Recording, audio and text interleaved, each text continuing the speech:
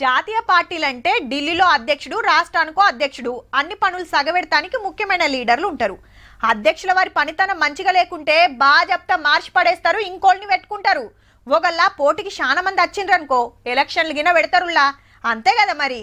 Party అంటే అందరు పొత్తులు అన్నట్టు ఉంటది. ఇదంతా బీజేపీ, కాంగ్రెస్ అసొంటి జాతీయ పార్టీలా తతిమ్మై ఇగో గిట్లా.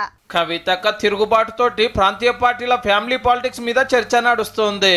జగన్ తెనకకు పోతే జగనన్న పార్టీ, అన్న జైలుకు పోతే చెల్లె షర్మిలమ్మ పాదయాత్ర చేసింది, పంకకు పవర్ వచ్చింది, అధ్యక్షుడు సీఎం సీట్లకు ఊక్కున్నాడు. అంత కష్టపడితే నన్ను చూస్తలేడు, ఇల్విస్తలేడని వైసీపీకి టాటా చెప్పి తెలంగాణలో పార్టీ పెట్టి ఎలక్షన్ల ముంగట కాంగ్రెస్ లో కలిపేసి మళ్ళా ఆంధ్రాలో రాజన్న బిడ్డలు కొట్లాడితే కొడుకుకు అధికారమే వాయే. మహారాష్ట్రలో ఎన్సీపీని 2 ముక్కలు చేసింది అధ్యక్షుడు శరద్ పవార్ కాస తమ్ముని కొడుకే.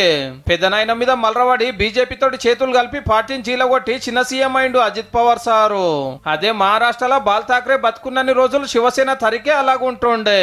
అటెంక కొడుకు ఉద్ధవ్ ఠాక్రేకు, తమ్ముని కొడుకు రాజ్నాథ్ ఠాక్రేకు పురిగల్వక మహారాష్ట్రలో నవనిర్మాణ సేన పుట్టింది. ఇప్పుడు శివసేన 2 గ్రూపులు అయింది. అదే రే ముచ్చట. ఇక బీహార్ లోక్ జనశక్తి పార్టీ రామ్ విలాస్ పాస్వాన్ ఉన్నప్పుడు మంచిగానే ఉండే.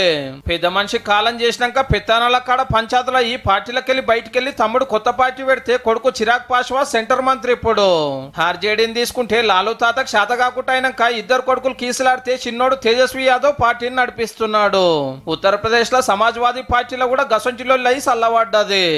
ప్రాంతీయ పార్టీల్లో ఇద్దరు పిల్లలు ఉంటే ప్రమాదమే. చంద్రబాబు ఒకే కొడుకు బతికిపోయినాడు.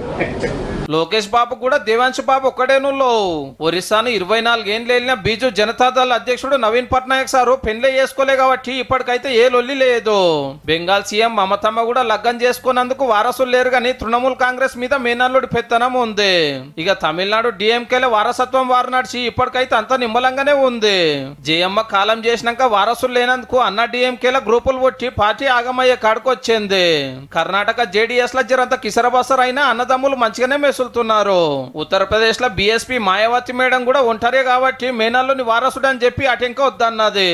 ప్రాంతీయ పార్టీల కథ ఎట్లుంటుందో కామ్రేడ్ నారాయణకు బగ్గేరుకున్నట్టున్నది. వాళ్ళ ప్రాపర్టీలు, వాళ్ళ పలుకుబడి అవన్నీ వాళ్ళ కుటుంబానికే పోవాలి తప్ప ఆ పార్టీలో ఎంతమంది ఎంత సేవ చేసినా, ఎంత త్యాగం చేసినా, ఎంత సేవ వాళ్ళకి పోదు.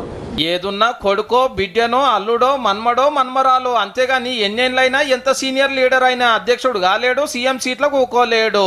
చూడాలి మరి మన బీఆర్ఎస్ పార్టీలు ఏమైతుందో.